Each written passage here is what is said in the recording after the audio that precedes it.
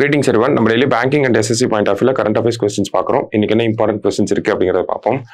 First question, which Indian city was recently named the City of Literature by UNESCO, making it the first city in India to receive this distinction அப்படின்னு கேட்டிருக்காங்க.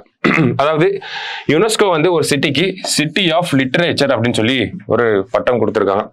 இந்தியாவோட first city, இதுக்கு முன்னாடி எந்த சிட்டிக்குமே city of literature அப்படிங்கிற ஒரு பட்டம் கொடுக்கப்பட்டதில்லை. யார் கொடுக்குறாங்க அப்படிங்கிறது முக்கியம். யுனெஸ்கோ கொடுக்குறாங்க. எந்த சிட்டிக்கு கொடுத்துருக்காங்கன்னா கேரளா வச்சு இந்த கோழிக்கோட் அப்படிங்கிற இந்த சிட்டிக்கு தான் சிட்டி ஆஃப் லிட்டரேச்சர் அப்படிங்கிற அவார்டு கொடுத்துருக்காங்க. சரியா, ரெகக்னிஷனை கொடுத்துருக்காங்க.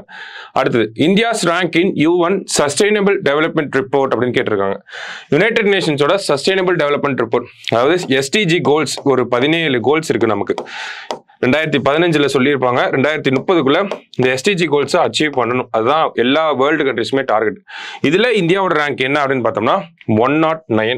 ஓகேவா, இந்தியாவோட ரேங்க் 109, 63.6 அப்படிங்கிறது இந்தியாவோட ஸ்கோர். ஓகேவா, அடுத்தது what is the maximum jail provision for a person convicted of malpractice and irregularities in competitive exams under the Public Examination Prevention of Unfair Means Act 2024 அப்படின்னு கேட்டிருக்காங்க.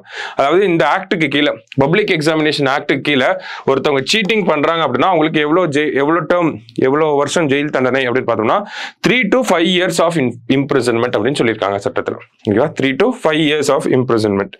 அடுத்தது India has recently announced the launch of e-medical visa facility for citizens of which country அப்படின்னு கேட்டிருக்காங்க.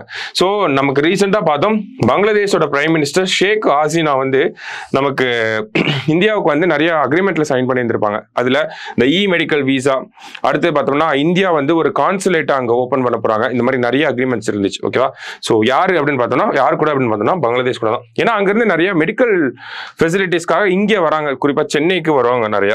ஓகேவா, அடுத்தது in which state will the world's first conservation center for red-headed vultures be established அப்படின்னு கேட்டிருக்காங்க. red-headed vulturesனா eagles, அந்த இதை சொல்றோம் நம்ம. ஓகேவா, ஸோ அதுக்கு என்ன பேர் வச்சிருக்காங்கன்னா Jatayu conservation and breeding centre வச்சிருக்காங்க. ஓகேவா, எங்க வரப்போகுதுன்னா உத்தரப்பிரதேசில் தான் வரப்போகுது. Jatayu conservation and breeding centre அப்படின்னு சொல்லியிருக்காங்க. சரியா, ஸோ இன்னைக்கு ப்ரிலிம்ஸ் பாயிண்ட் ஆஃப் வியூல ஒரு 5 கொஸ்டின் பார்த்துருக்கோம்.